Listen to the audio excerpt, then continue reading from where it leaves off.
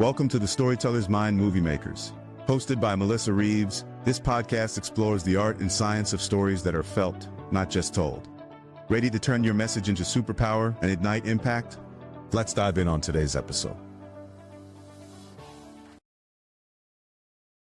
Well, hello, you storytelling mind movie makers. It's Melissa again, and I welcome you back. We'd love to talk and explore the science to the art form of storytelling, especially in business. So I work with talent at all levels in the corporate and nonprofit world. And one of the things that I consistently do with clients when I see that there's a little more apprehension to expanding their speaking and public speaking presence is this nervousness, right? Because so many of us had a traditional science, technology, engineering, math, neocortex side of the brain training in our education system, that the limbic system part of the brain, which is the colorful, sees pictures, hears things, smells things in our minds, creates those images, the mind movies, if you will. And that side's a little bit in need of development. So one of the first things I do is I encourage, take an improv class. Take an improv class. No, my God, that's so scary. There's no way I could do that, is usually what I hear. Or I hear, I've always thought about that. I've always thought that maybe that would be fun. Well, the answer is both. Yes, it is a little scary, for sure. It's new. Anything new is frustrating, scary, and whatnot until you start to do it. Last night, I was in an improv show, and I actually felt a little bit of nerves, and I've been doing this professionally for 11 years, multiple times during the week. But this particular format was something I hadn't done before. And I hadn't done a long form, which is where we create a play right before your eyes with characters who have conflicts and relationships, and all of it's made up on the spot. And it was Sondheim. It was musical too. So let's just add that to it. Our scenes would be sung in a Sondheim kind of level. Now, would I throw a new person into a level like that? No, I wouldn't necessarily unless they wanted to. But I felt a little nervousness, but as soon as I just surrendered and I said, you know what, just see where this goes. Let's see where it lands. I relaxed and everything worked out. The entire show was wonderful. All the actors in the various formats brought their game because we've learned how to trust, listen, and flow. So those are the reasons why I send people into improv. And I want you to think about if you're in a city, like if you're in Chicago, there's Second City. If you're in Seattle, Unexpected Productions is one that is known for its school in improv. But there are other groups around here as well. So go Google it, find out who's doing an improv class, because here's what you'll learn. When I send the clients in, I ask them, what are you learning? And they're like, well, first off, it's the 2 hours of the week that I look so forward to because it's just different. It's not me in a spreadsheet. It's not me listening to someone complain. It's not me on the hunt for the next big thing. I'm just going there to get to know a new side of myself and have fun. It's silly. It feels good to laugh. Let that sink in. It feels good to laugh, doesn't it? And when you watch not just yourself, but you see other people pushing past their boundaries of nervousness or fear, it's a really bonding situation. I see so many of the students when they get into a class, they become friends. Many of them do. Some continue on. They go to the next level and they go to the next level. And as they get more serious about it because they start to see, wow, I'm getting better and better, some of them even go on to formulate their own improv troupes and just something fun to do on the side. But you don't even have to go that far. If you just take maybe the first 2 or 3 levels, you will learn, 1, listening. Because in improv, you need to listen, and it gets busy. It's something that even the professionals always have to remember to do. And it's something I have to work on myself. You have to listen and pay attention because Just like in business, your client or your prospect might say something to you, and if you're not listening, and then it comes up later and you're hearing it for the first time, that's a problem for the client. Why? Because they said it, you didn't really hear it or own it. They are maybe not going to fully trust that you're on board with their mission. So you're learning in improv how to be a better listener. Another thing is you learn that you have to think on your feet. But guess what? You're thinking on your feet all day long. You don't know what conversation is going to happen with any person that you meet. And it could be a stranger, it could be a sibling, it could be a child, it could be a spouse, a partner. You don't know what you're going to talk about. But a conversation is improvised. It's improvised. But because you know your own character, you have a relationship in some way, shape, or form. It's either familiar or unfamiliar. The objective of the conversation is to complete a thought together, explore an idea together, and you're all in aware. You're in a physical place. You're also in a state of mind, and you are in a age and era time together.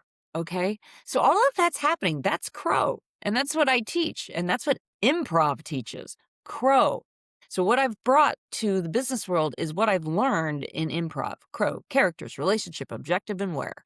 And so when you're learning to think on your feet, you're just becoming conscious of how to pull that all together so that you can just walk through life more confident. All right? You learn to trust your partner, right? Think about your work world. Think about your most inner circle. Do you trust them? And if you don't trust them, is it because the relationship is new? Or is it because the relationship has had its bumps and after a while you're getting a little nervous about it? That all comes with time, all right? But you'll learn how to adjust to get through it. And that itself might be its own podcast where we actually talk about trust. But in improv, you have to trust. You have to trust that your partner on stage is with you in that scene 100%. And so trust is a very big part of what improv teaches. You also learn how to paint pictures, which is what I'm also teaching you with storytelling. You have to be able to, on the fly in an improv team, be able to paint that you're in a library. And how do you do that? You learn how to go, you talk quieter. You know, you're looking for the books, you're pulling them out, you're looking at the Dewey Decibel System. There's all sorts of things that you're doing in a library that you take when you go to the library and you bring it on stage. If it's a restaurant, are you drinking a glass of wine or are you sipping a cup of coffee? Is it black? Do you need cream in it? All of that, when the waiter shows up, one of your people are playing the waiter.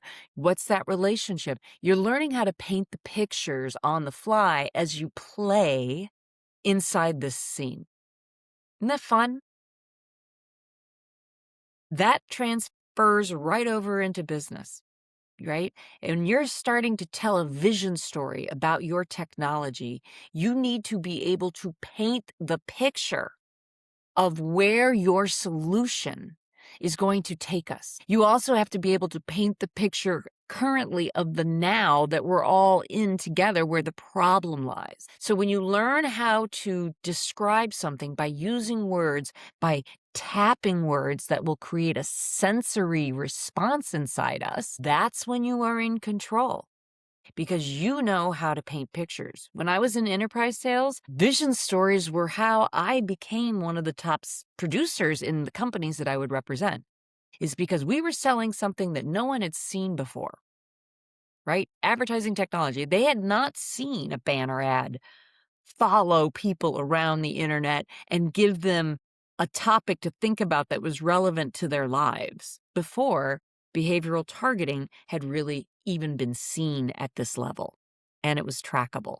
So it was a really fun thing to use vision storytelling. Another thing is that obviously you're connecting emotionally as well. Now, in business, we believe that we're supposed to be almost robotic. And you can be, or you can stay inside your head and allow that negative narrative to continue because you don't want to break the rules.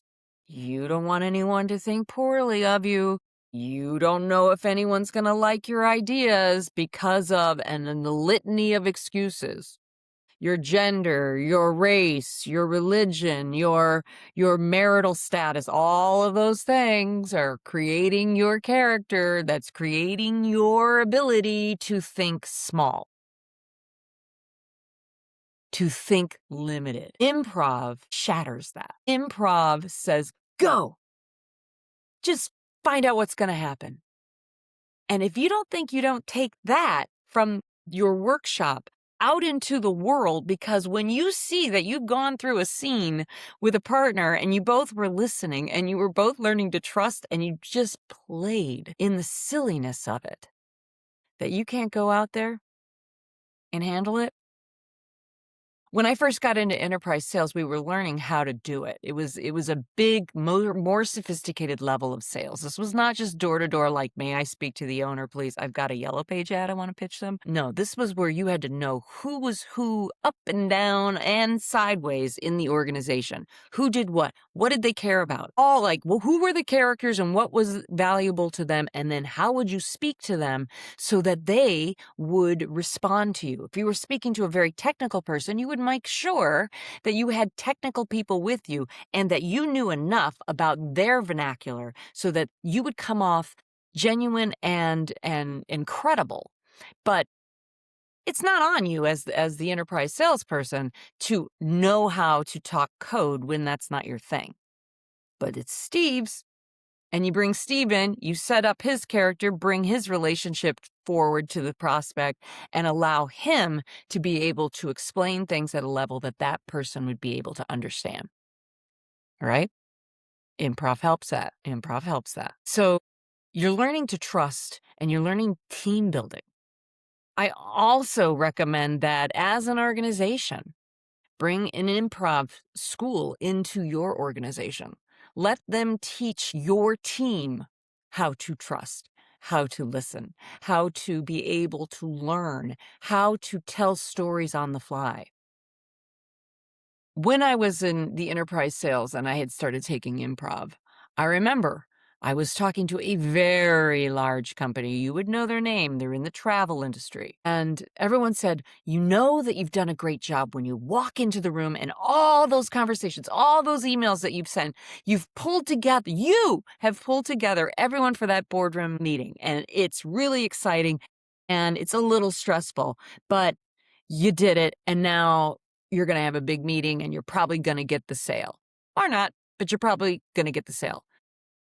Well, I was on the phone with someone who this is when I was at Oracle. They found us and they wanted to know more about our technology. They were very curious about it. And so they said, can you come in? And I'm like, absolutely. Let's find a time. He's like today. Can you come in today? I'm like, okay, sure. Now, I'd already been taking improv. I'd already been an improviser for a little bit of time. I think maybe I'd been a year and a half, 2 years into it, but it committed 2 years.